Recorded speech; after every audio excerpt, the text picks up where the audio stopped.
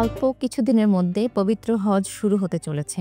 সুস্থভাবে পালন করতে হলে প্রয়োজন মানসিক এবং শারীরিক সুস্থতা।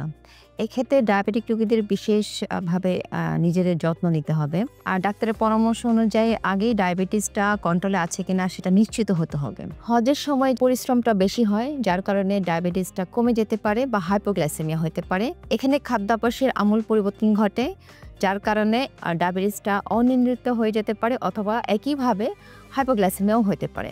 এছাড়া ডায়াবেটিস যদি বেড়ে যায় সেক্ষেত্রে এবং তাপমাত্রা অধিকতর হওয়ার কারণে ডিহাইড্রেশন বা পানি শূন্যতাও হতে পারে। তো এইসব বিষয়গুলো মাথায় রেখে কিন্তু তাকে যে প্রেসক্রিপশন বা যে ওষুধগুলো পান সেগুলোর সমন্বয় করতে হয়। আরেকটি বিষয়, এখানে যেহেতু অধিক পরিশ্রমের ব্যাপার আছে, পায়েরও একটা বিশেষ যত্ন নিতে হয়। সুতরাং আপনি ডাক্তারের কাছে গিয়ে আগে ওষুধের সমন্বয় করবেন। ইনসুলিনের সমন্বয় করাটা খুবই জরুরি এখানে, যেহেতু খাবারের সাথে টাইমিংয়ের একটা তফাৎ ঘটে, সেহেতু ইনসুলিনের সমন্বয় করা, ওষুধের সমন্বয় করা, যেসব ওষুধ বা ইনসুলিন হাইপোগ্লাইসেমিয়ার ঝুঁকি কম থাকে সেইটাতে সুইচ করাটা খুবই প্রয়োজন। আর প্রেসক্রিপশনে কিছু ওষুধ বাড়তি নেওয়া, যেমন সর্দি বা জ্বরের ওষুধ, ডায়রিয়ার ওষুধ, এগুলো কিছু ওষুধ ডাক্তারের মাধ্যমে প্রেসক্রিপশন করিয়ে নেওয়াটা খুবই জরুরি।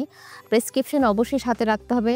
একই সাথে তাকে কয়েকটা যদি ফটোকপিও রাখা দরকার হয় সেটাও তাকে নিতে হবে। সুস্থভাবে হজ পালন করতে হলে যেমন শারীরিকভাবে সুস্থতা থাকতে হবে, ঠিক মানসিকভাবেও তার সুস্থতা থাকতে হবে। সেই জন্যেই হজের 2-3 মাস আগে থেকে ডাক্তারের পরামর্শ নেওয়াটা খুবই জরুরি এবং হজের ঠিক আগে ডাক্তারের কাছে গিয়ে ওষুধের সমন্বয় করা এবং প্রেসক্রিপশন করে নেওয়াটা খুবই প্রয়োজন। যেসব বিষয়গুলো মাথায় রাখতে হবে, অনেক সময় অসুস্থ হয়ে পড়েন হজে, সেই ক্ষেত্রে তাকে হুট করে ইনসুলিন বা ওষুধ বন্ধ না করে সেটা ওই সময় ডাক্তার দেখিয়ে সমন্বয় করে নেওয়াটা প্রয়োজন। যদি কেউ ইনসুলিন নিয়ে থাকে তাকে ইনসুলিনের সিরিঞ্জ, গ্লুকোমিটার, কটন, স্যাভরন এগুলো এক্সট্রাভাবে নিয়ে যেতে হবে সাথে করে।